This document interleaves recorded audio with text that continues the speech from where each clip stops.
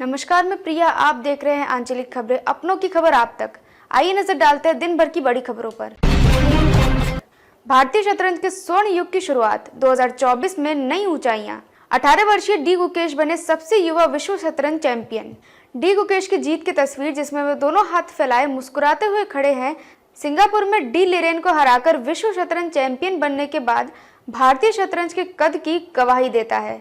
18 वर्षीय गुकेश ने 2024 में भारतीय शतरंज में नई ऊंचाइयों को छुआ, जिसकी नींव विश्वनाथन आनंद ने रखी थी। फिडे कैंडिडेट्स टूर्नामेंट्स और विश्व चैंपियनशिप में शानदार प्रदर्शन करते हुए उन्होंने इतिहास रचते हुए सबसे युवा विश्व चैंपियन का खिताब जीता।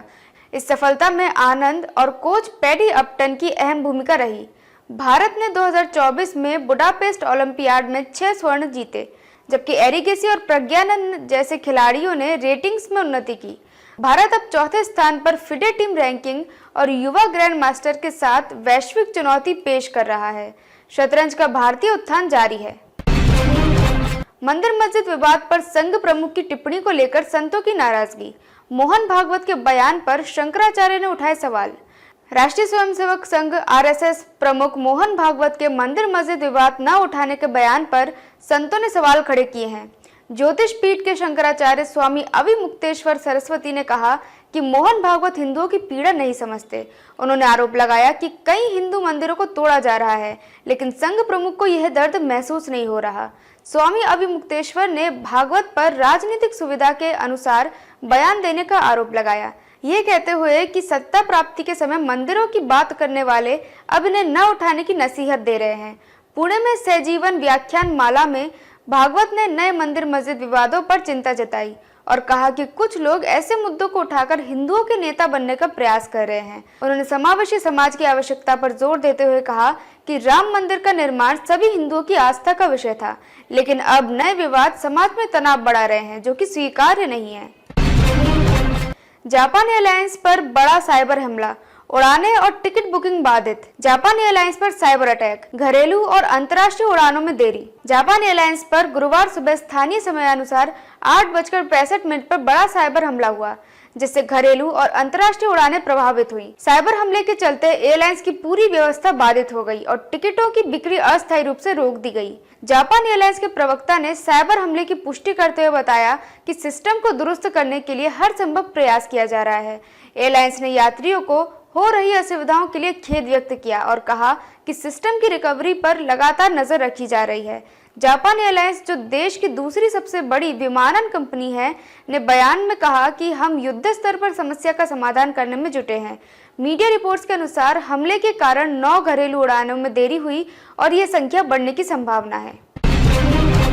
चौथे टेस्ट में ऑस्ट्रेलिया की शानदार शुरुआत, अंपायर ने शांत कराया मामला, लेकिन बड़ा विवाद। मेलबर्न में भारत और ऑस्ट्रेलिया के बीच चौथे टेस्ट मैच के पहले सत्र में ऑस्ट्रेलिया ने शानदार प्रदर्शन किया। 19 वर्षीय सैम कोस्टास ने अपने डेब्यू मैच में 65 गेंदों पर 60 रन बनाए, जिसमें उन्होंने जसप्रीत बुमराह और मोहन सिराज के खिलाफ बेखौफ बल्लेबाजी की। खेल के दौरान कोस्टास और विराट कोहली के बीच कंधे से टकराव हुआ, जिसके बाद तीखी बहस हुई। अंपायर ने दोनों को शांत कराया, लेकिन मामला अब विवाद का विषय बन गया है। आईसीसी ने इस घटना पर ध्यान दिया है और मैच रेफरी एंडी पाइक्राफ्ट इसे जांचेंगे। यदि इसे लेवल 2 का अपराध माना गया तो दोषी खिलाड़ी को डीमेरिट्स पॉइंट और 1 मैच का प्रतिबंध झेलना पड़ सकता है। क्रिकेट में अनुसूचित शारीरिक संपर्क प्रतिबंधित है।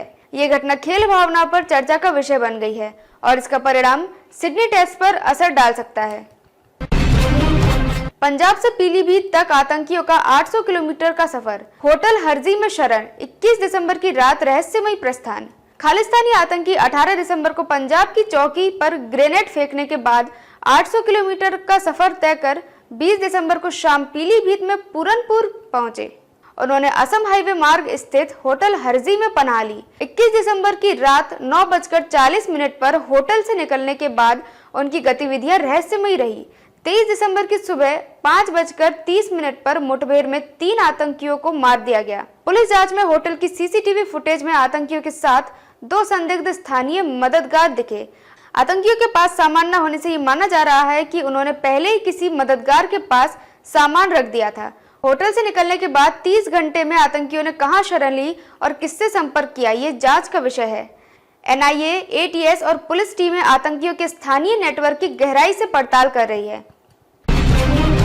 अमडाली में दर्दनाक बस हादसा, खाई में गिरी बस, दंपति बच्चे समेत 4 की मौत, 26 यात्री घायल। उत्तराखंड के नैनीताल में भीमताल हल्द्वानी मार्ग पर अमडाली के पास रोडवेज बस 150 फुट गहरी खाई में गिरने से दर्दनाक हादसा हुआ।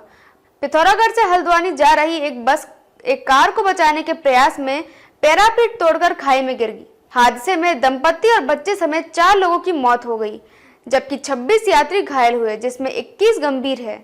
स्थानीय पुलिस और लोगों ने सीमित साधनों से घायलों को रेस्क्यू कर अस्पताल पहुंचाया। मुख्यमंत्री पुष्कर सिंह धामी ने मृतकों के परिजनों को 10-10 लाख रुपए और गंभीर घायलों को 3-3 लाख रुपए की सहायता की घोषणा की। दुर्घटना की जांच के आदेश दिए गए हैं और बस संचालन के नियमों के उल्लंघन पर सख्त कार्रवाई होगी। दुर्घटना ने सड़क सुरक्षा और परिवहन प्रबंध पर सवाल खड़े किए हैं। घायल यात्रियों का इलाज हल्द्वानी के एसटीएच अस्पताल में जारी है। क्रिसमस पर आईएएस अधिकारियों को प्रमोशन का मिला तोहफा, 2010 से 2012 के बैच अधिकारियों को सिलेक्शन ग्रेड प्रदान। उत्तर प्रदेश सरकार ने क्रिसमस के अवसर पर भारतीय प्रशासनिक सेवा के 95 अधिकारियों को पदोन्नति का तोहफा दिया है। आजमगढ़ के मंडलायुक्त मनीष चौहान, खाद्य आयुक्त सौरभ बाबू और अन्य 5 अधिकारियों को सचिव से प्रमुख सचिव पद पर प्रमोशन मिला। 2009 बैच के 18 अधिकारियों, जिनमें लखनऊ के जिलाधिकारी सूर्यपाल गंगराव और कानपुर नगर के जिलाधिकारी राकेश कुमार सिंह शामिल है, को जिलाधिकारी स्तर से सचिव स्तर में पदोन्नति दी गई। 2010 और 2011 बैच के भवानी सिंह खंगारोत और संजय सिंह सहित कई अधिकारियों को सिलेक्शन ग्रेड प्रदान की गई। 2012 बैच के 23 अधिकारियों को भी सिलेक्शन ग्रेड में प्रमोशन मिला। प्रमुख अधिकारियों में रवीश गुप्ता, नेहा प्रकाश और जसजीत कौर शामिल है। सरकार ने पदोन्नति से संबंधित आदेश नियुक्ति विभाग द्वारा जारी किया। यह कदम अधिकारियों की सेवा को प्रोत्साहित करने और बेहतर प्रशासन सुनिश्चित करने की दिशा में उठाया गया है। द्वारका में सम्मान समारोह, पैरा बॉडी बिल्डिंग स्टार आनंद आर्नोल्ड हुए सम्मानित। कैंसर को हराकर 50 से ज्यादा मेडल जीतने वाले आनंद आर्नोल्ड का हुआ सम्मान। द्वारका सेक्टर 17 में स्पाइन इंफ्राटेक प्राइवेट लिमिटेड और सहयोगी company design 9 space world private limited द्वारा आयोजित सम्मान समारोह में अंतर्राष्ट्रीय पैरा बॉडी बिल्डिंग खिलाड़ी आनंद आर्नोल्ड को सम्मानित किया गया। ये सम्मान स्पाइन इंफ्राटेक के संस्थापक कपिल त्यागी ने प्रदान किया। मीडिया से बातचीत के दौरान आनंद ने अपनी प्रेरणादायक यात्रा साझा की। उन्होंने बताया कि कैसे उन्होंने बॉडी बिल्डिंग की शुरुआत की और कैंसर का पता चलने के बाद किन चुनौतियों का सामना किया। कठिन संघर्षों के बावजूद अपने लक्ष्य को पाने की उनकी दृढ़ता ने उन्हें सफलता दिलाई। आनंद अब तक 50 से अधिक राष्ट्रीय और अंतर्राष्ट्रीय मेडल जीत चुके हैं। मौके पर कपिल त्यागी, सह संस्थापक अलका श्रीवास्तव, आर.के. चौधरी, विकास गर्ग और राजीव झा सहित कर्मचारियों ने आनंद को बधाई दी और उनके उज्जवल भविष्य की शुभकामनाएं दी। समारोह में उनकी सफलता का जश्न मनाया गया। रिपोर्ट मारीदास। शासन दिवस पर चित्रकूट में रैन बसेरा शुरू, ठंड से बचाव के लिए कंबल वितरण। अधिकारी और पुलिस अधीक्षक ने चित्रकूट में रैन बसेरा का शुभारंभ किया। चित्रकूट के जिलाधिकारी शिव शरणप्पा जी.एन., पुलिस अधीक्षक अरुण कुमार सिंह और जिला कोऑपरेटिव बैंक बांदा चित्रकूट के अध्यक्ष पंकज अग्रवाल ने सुशासन दिवस पर जिला संयुक्त चिकित्सालय में रैन बसेरा का लोकार्पण किया।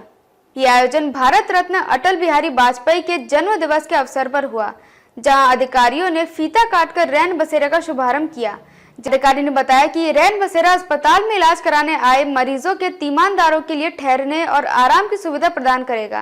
कार्यक्रम के दौरान मरीजों को फल वितरित किए गए और ठंड से बचाव के लिए जिला प्रशासन द्वारा गरीब व असहाय लोगों को कंबल दिए गए। स्थानीय लोगों ने इस पहल की सराहना करते हुए इसे मरीजों और तीमारदारों के लिए बड़ी मदद बताया। कार्यक्रम में अन्य वरिष्ठ अधिकारियों ने भी प्रशासन के प्रयासों पर प्रकाश डाला। रिपोर्ट अश्विनी श्रीवास्तव। अयोध्या में स्त्री मुक्ति और अस्मिता पर परिचर्चा एवं काव्य पाठ कार्यक्रम का आयोजन। क्लब्स एमपीएस और होप सोसाइटी का संयुक्त कार्यक्रम आयोजित। अयोध्या के एक रेस्टोरेंट में क्लब्स एमपीएस और होप सोसाइटी के संयुक्त तत्वावधान में परिचर्चा एवं काव्य पाठ कार्यक्रम का आयोजन किया गया। कार्यक्रम का विषय था स्त्री मुक्ति और अस्मिता की पहचान, जिसमें डॉक्टर आकांक्षा सिंह मुख्य अतिथि थी। उन्हें डॉक्टर कंचन जायसवाल ने पुष्प भेंट कर स्वागत किया। इस कार्यक्रम में श्वेता राज सिंह, नीलम मध्यान और सिम्मी ने अपने विचार प्रस्तुत किए। पाठ में सुप्रिया मिश्रा, ज्योति तिवारी, पूजा मिश्रा, यक्ष, अंकिता तिवारी, निधि सूद और डॉक्टर आकांक्षा सिंह ने अपने कविताओं और गीतों और गजलों के माध्यम से अपनी अभिव्यक्ति की। इसके अतिरिक्त नलिनी जायसवाल ने आध्यात्मिकता के महत्व और तनावपूर्ण जीवन में इसके उपयोग पर विचार प्रस्तुत किए। डॉक्टर कंचन जायसवाल ने बताया कि महिलाओं को सक्रिय मंच प्रदान करने का प्रयास किया जा रहा है और कार्यक्रम की सफलता में उपस्थित सभी लोगों का योगदान अहम था। रिपोर्ट सुबोध श्रीवास्तव। अब तक के लिए बस इतना ही। देखते रहिए आंचलिक खबरें, अपनों की खबर आप तक।